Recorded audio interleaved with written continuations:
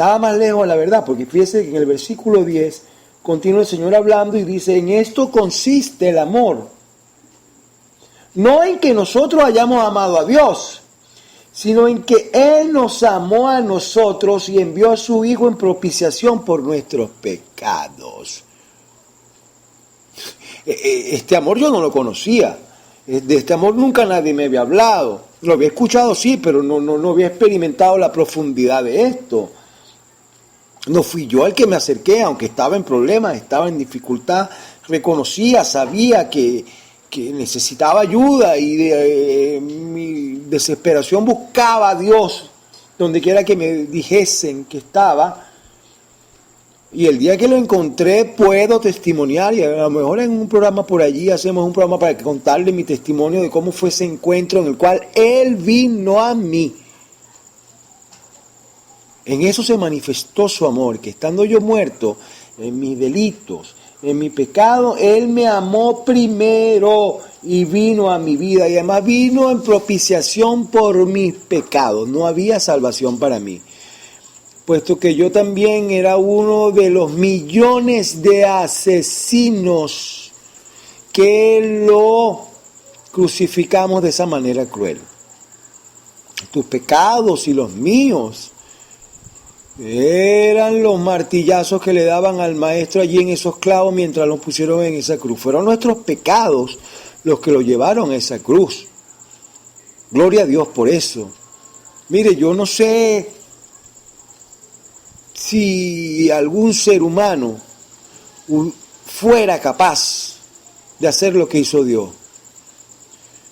Porque mire, yo tengo 3 hijos y les amo profundamente, pero si alguien viniera a ponerme en una situación en la cual yo tuviera que escoger entre la vida de mi hijo y yo,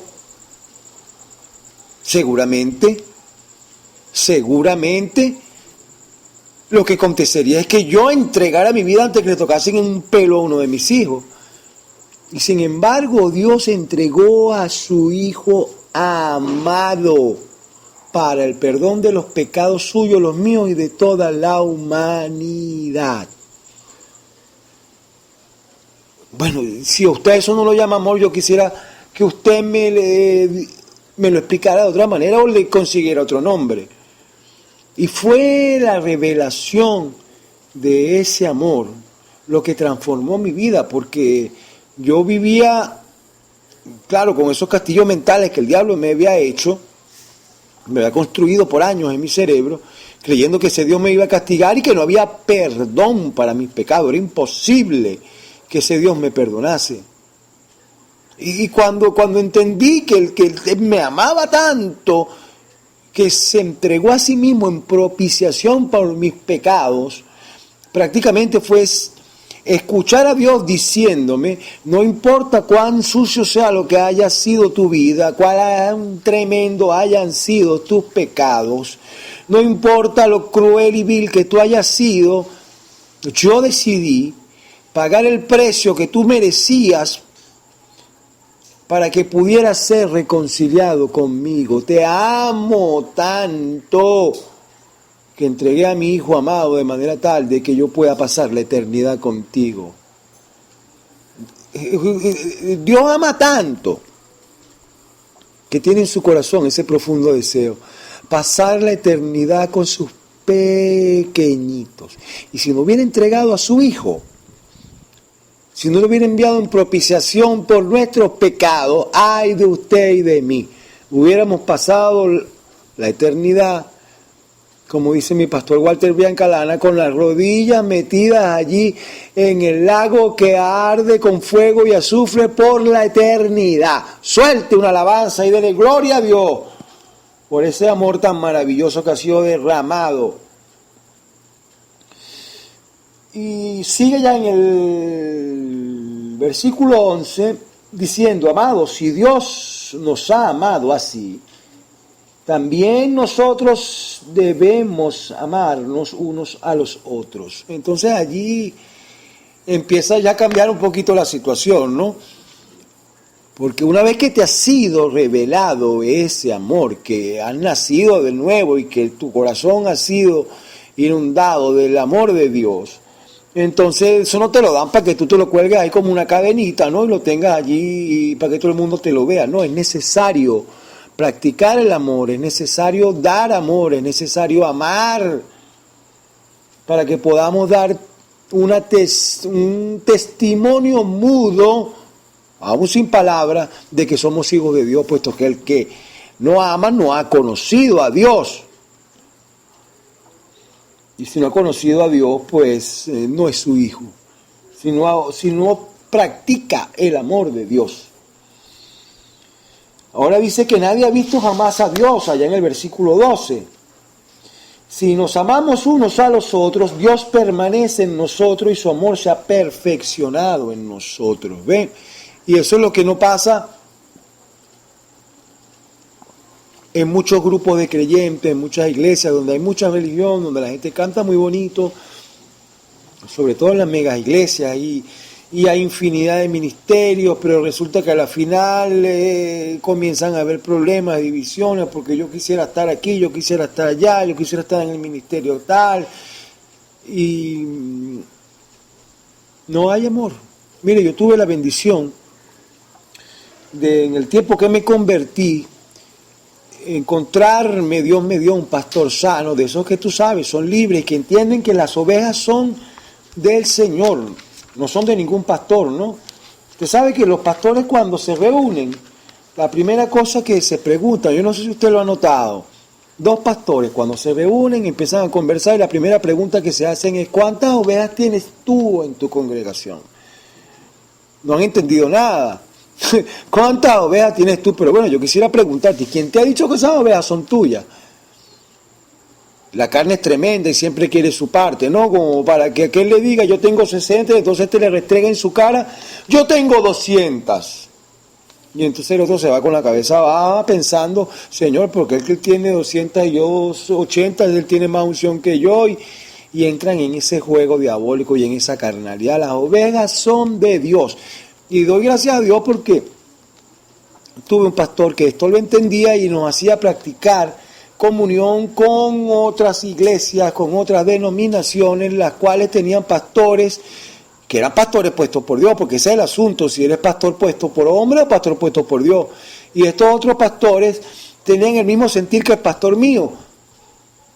Y aquello era una bendición, porque entonces los lunes estábamos en nuestra iglesia, el martes íbamos a la congregación de los otros hermanos, el miércoles íbamos al estudio bíblico de aquel, el jueves nos reuníamos en tal lado, el viernes teníamos campaña evangelística juntas, hermanos, se movía de una manera maravillosa, espectacular, de una manera inenarrable, el poder de Dios y el amor de Dios. Donde quiera que íbamos veíamos sanidades, milagros, liberaciones, y esto era porque en medio de nosotros, entre nosotros, el amor era perfecto. No veíamos si tú eras de aquí, si tú eras de Pablo, si tú eras de Apolo, éramos uno, y eso confirmaba que todos éramos hijos de Dios.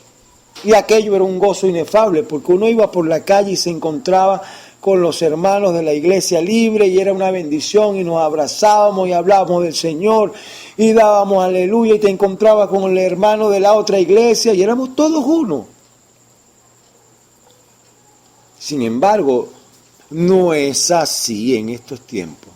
Y por eso es que usted ve que en muchas iglesias el poder de Dios no se manifiesta. Porque justamente los que son nacidos de Dios son pocos. Son pocos porque son pocos los que aman. Y si el amor no está presente, déjeme decirle que estará cualquier otro menos Dios. Porque Él es amor. Gloria al Señor. Entonces, decíamos que es importante, hermanos. Es importantísimo el practicar el amor de Dios. Ve, y sabemos que nosotros, aunque no hayamos visto jamás a Dios, si nos amamos unos a los otros, escuche esto, lo que dice el versículo 12, si nos amamos unos a los otros, Dios permanece en nosotros. Ajá, está escuchando, o sea, que si no hay amor entre nosotros, sino pura hipocresía, pura falsedad, puro Dios te bendiga, hermano, pero el hermano ese no me cae, el hermano ese es duro de soportar, y oye, otra vez el hermanito ese. Aquí yo leo, no sé si en la Biblia que lee usted lee lo mismo. Dice, Dios permanece en nosotros. Y si ese amor no está en usted, no se ande haciendo ilusiones que Dios no está viviendo dentro de su corazón. Dios no está viviendo en su corazón. Así que usted conoce que Dios permanece en usted cuando ama al hermano. Y si ama a su hermano, Dios permanece en usted y dice que su amor se ha perfeccionado. O sea que cuando a mí me pasa, y a todos creo que nos ha pasado, cuando usted no siente amor por aquellos hermanos que son difíciles de tolerar, continúe pidiéndole, rogándole al Señor que le ayude, que le transforme, porque usted no ha sido perfeccionado en amor. ¿Ven? Cuando usted soporte de igual manera al débil, al duro de soportar, al antipático, a todo eso, a todos los hermanos los ame por igual, entonces usted sabrá que el amor de Dios se ha perfeccionado en nosotros. En esto conocemos que permanecemos en Él y Él en nosotros, dice el versículo 13, en que nos ha dado de su Espíritu. Y nosotros hemos visto y testificado que el Padre ha enviado al Hijo, el Salvador del mundo. Y nosotros hemos conocido y creído el amor que Dios tiene para con nosotros. Dios es amor, y el que permanece en amor, permanece en Dios y Dios en él. Más claro no canta un gallo, dice que el que permanece en amor, permanece en Dios y Dios en él.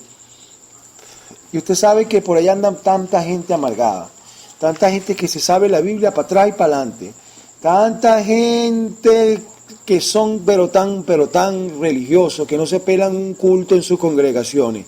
Sin embargo, al lado de su casa tienen un vecino que es insoportable y se la pasan entonces tratando de enemistarse con el vecino. Tienen de repente un hermano que está en necesidad y son incapaces de extender su mano.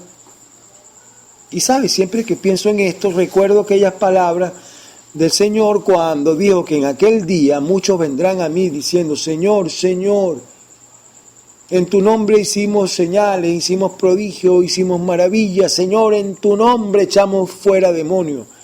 Y el Señor le va a responder, pare la oreja bien, nunca os conocí, hacedores de maldad. Y yo le pregunté al Señor, caramba, Señor, pero ¿qué hicieron estos demás? Nos echaban fuera demonios. Si hacían señales, si hacían prodigios, y el Señor me respondió con la palabra mismo, dijo, porque tuve hambre y no me diste de comer, tuve sed y no me diste de beber, tuve enfermo y no me fuiste a visitar, tuve preso y no me... Ajá, ¿y qué me quiere decir con eso? Me dice el Señor, mis señales y mis prodigios y mi espíritu les acompañaba. Sin embargo, el amor no estaba en ellos. ¿Será entonces importante amar a su hermano? ¿Será entonces importante amar a su prójimo? Yo estoy seguro que si usted verdaderamente ha conocido a Dios, o si quiere saber si ha conocido a Dios, la confirmación de eso es que usted siente amor aún por sus enemigos, porque esa es la naturaleza divina del Señor. Él es todo amor. Bien, muchas gracias. Hemos llegado al final del programa por esta noche. De nuevo, quiero agradecerles por su fiel sintonía y si Dios nos permite, nos volvemos a ver mañana en una edición más de su programa A Solas con el Maestro. La gracia de Dios se derrame en abundancia sobre todos vosotros y será hasta mañana. Buenas noches. Bendiciones.